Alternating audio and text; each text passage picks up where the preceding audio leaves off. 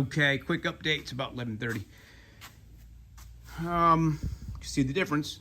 So I got one started, one of the big ones started, and I got most of the small ones on the front.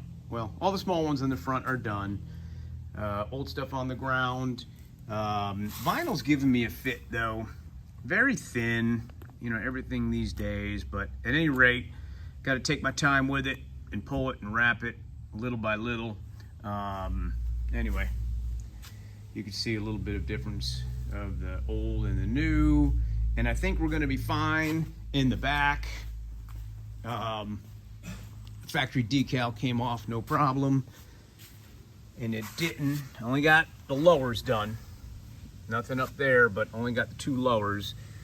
But I was able to get this right on the line where they laid the clear coat, so it should be fine. Hopefully this one comes off with a nice clean line.